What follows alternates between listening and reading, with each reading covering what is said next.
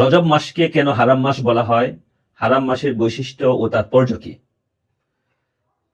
রজব মাসকে যে হারাম মাস বলা হয়, এই হারাম অর্থ সম্মানিত, মর্যাদাপূর্ণ, আরবি শব্দ। তো হারাম শব্দ আমাদের মাঝে প্রচলিত নিষিদ্ধ অর্থে। যে কাজগুলো নিষিদ্ধ, শরীয়তে নিষিদ্ধ, আল্লাহ তাআলা নিষেধ করে দিয়েছেন যে কাজগুলো করা, যেমন চুরি করা, সুদ খাওয়া, ঘুষ খাওয়া ইত্যাদি। তো এগুলোকে আমরা হারাম বলি, এগুলো হারাম, নিষিদ্ধ অর্থে হারাম। আর এই 4টা মাসকে, আরবি বছরের 4টা মাসকে আল্লাহ তাআলা হারাম মাস বলেছেন কোরআনে কারিমে। এই হারাম অর্থ সম্মানিত, মর্যাদাপূর্ণ। কোরআনে কারিমে আল্লাহ তাআলা বলেছেন, ইন্না ইদ্দাতাশ শুহুরি ইনদাল্লাহি 12 শাহরান ফি কিতাবিল্লাহ ইয়াওমা খালাকাস সামাওয়াতি ওয়াল আরদ মিনহা আরবাআতুন হুরুম।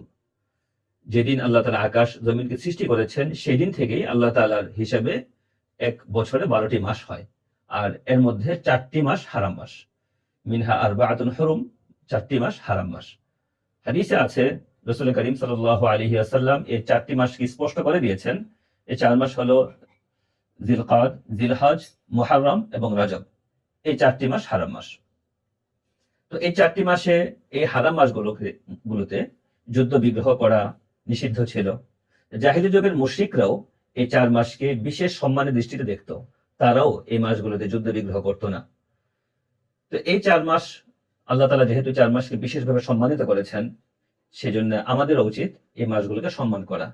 এই মাসগুলো যখন আসে, তখন ইবাদত বন্দেগীতে বিশেষভাবে মনোযোগী হওয়া, যে কোনো গুনাহ থেকে বেঁচে থাকা, এটা সারা বছরেরই কাজ। যখন এই হারাম মাসগুলো আসে, তখন গুনাহ থেকে বেঁচে থাকার বিষয়েও অধিক সতর্ক হওয়া। এভাবে আমরা এই মাসগুলোকে আল্লাহ তাআলা যেমন সম্মানিত করেছেন, আমরাও সম্মান দিতে পারি।